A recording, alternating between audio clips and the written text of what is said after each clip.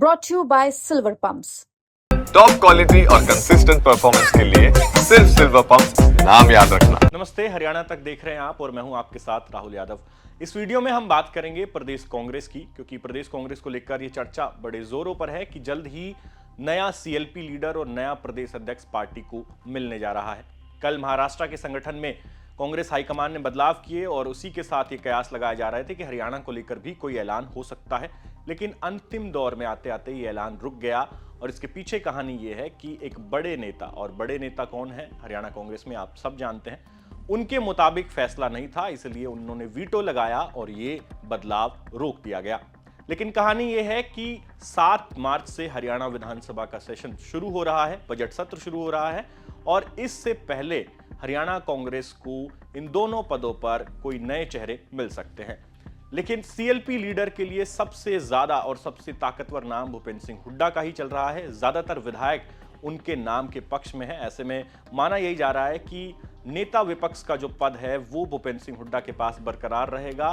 उनको बदलना इतना आसान नहीं है। और ये जो बदलाव की बात मैं कह रहा था, जिस पर वीटो लगाया गया है, यहां पर भी पेच इसी बात पे आकर फंसा था कि सीएलपी को लेकर किसी और का नाम था जो भूपेंद्र सिंह हुड्डा को मंजूर नहीं था। और इसीलिए पार्टी ने सोचा कि निकाय चुनाव है अभी सर पर, और ऐसे में इस तरह का कोई फैसला पार्टी में कोई उथल पुथल ना मचा दे, पार्टी में कोई टूट ना हो जाए, इसलिए उसको रोक दिया गया है। बात करें प्रदेश अध्यक्ष पद को लेकर तो इसमें 6 से 7 नामों की चर्चा है और ये 6-7 नाम कौन कौन से हैं आपको एक एक करके बताते हैं। सबसे पहले महेंद्रगढ़ के पूर्व विधायक राव दान सिंह का नाम लिया जा रहा है। वो भूपेंद्र सिंह हुड्डा के करीबी हैं और पूरे चुनाव में हमने देखा वो भूपेंद्र सिंह हुड्डा के इर्द गिर्द दिखाई दिए।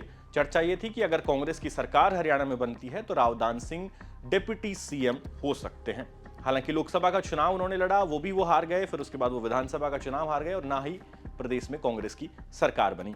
लेकिन अब चर्चा है कि भूपेंद्र सिंह हुड्डा अपने गुट से राव दान सिंह को आगे कर सकते हैं यदि किसी ओबीसी चेहरे पर कांग्रेस दांव लगाएगी तो। इसके बाद जो दूसरा नाम है चर्चा में वो है गीता भुक्कल का। गीता भुक्कल एससी समाज से आती हैं, झज्जर से विधायकी जीत कर आई है, पूर्व में मंत्री रह चुकी हैं और कई बार की विधायक है। वो भी भूपेंद्र सिंह हुड्डा की लॉयलिस्ट है और यदि दलित चेहरे को ही कांग्रेस प्राथमिकता देगी तो फिर इसमें महिला प्लस दलित के तौर पर गीता भुक्कल को आगे किया जा सकता है। तीसरा बड़ा नाम है रणदीप सिंह सुरजेवाला का। रणदीप सिंह सुरजेवाला जाट समाज से आते हैं, वर्तमान में राज्यसभा के सदस्य हैं और गांधी परिवार के नजदीकी हैं। माना यह जा रहा है कि अगर रणदीप सुरजेवाला इस पद पर मनोनीत होते हैं, यानी वो अगर प्रदेश अध्यक्ष बनाए जाते हैं, तो फिर ये सीधा सीधा फैसला हाईकमान का होगा, राहुल गांधी का होगा। इसमें भूपेंद्र सिंह हुड्डा ना तो राजी होंगे और ना ही इसमें उनका कोई रोल होगा।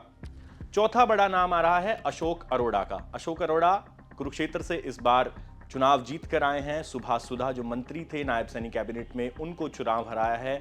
बड़े पंजाबी चेहरे के तौर पर उनकी पहचान है प्रदेश में। इनेलो के वो प्रदेश अध्यक्ष रह चुके हैं, कांग्रेस में शामिल हुए, टिकट लेकर आए और चुनाव भी जीता। तो अशोक अरोड़ा भी हुड्डा कैंप से ही हैं और उनका नाम भी प्रदेश अध्यक्ष की दौड़ में चल रहा है। दलित चेहरे के तौर पर एक युवा सांसद का नाम भी प्रदेश अध्यक्ष के पद के लिए रेस में है और ये नाम है वरुण मुलाना का, जो अंबाला से सांसद ही जीत कर आए हैं। वरुण मुलाना पुराने कांग्रेसी परिवार से आते हैं। उनके पिता फूलचंद मुलाना पहले भी प्रदेश कांग्रेस के अध्यक्ष रह चुके हैं और इस बार वरुण मुलाना पहली बार सांसद बने हैं। तो कयास यही लगाए जा रहे हैं कि अगर किसी युवा चेहरे के हाथ में प्रदेश कांग्रेस की कमान देनी होगी और उसमें दलित वाला फैक्टर भी अगर कंसिडर किया गया तो फिर वरुण मुलाना का भी दांव लग सकता है।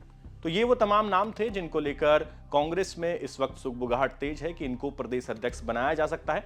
इनमें से ज्यादातर नाम भूपेंद्र सिंह हुड्डा खेमे से आते हैं। एक एक्स फैक्टर रणदीप सिंह सुरजेवाला का जरूर है। अगर रणदीप सिंह सुरजेवाला को बनाया गया तो इसका मतलब है कि फिर प्रदेश कांग्रेस से हुड्डा गुट का धीरे धीरे सफाया होता चला जाएगा, लेकिन इसकी संभावनाएं बेहद कम है। फिलहाल पार्टी कोई ऐसा रिस्क हरियाणा में नहीं लेना चाहती जिससे पार्टी में उथल पुथल मचे। ऐसे में माना यही जा रहा है कि भूपेंद्र सिंह हुड्डा जो चाहते हैं होगा वैसा ही।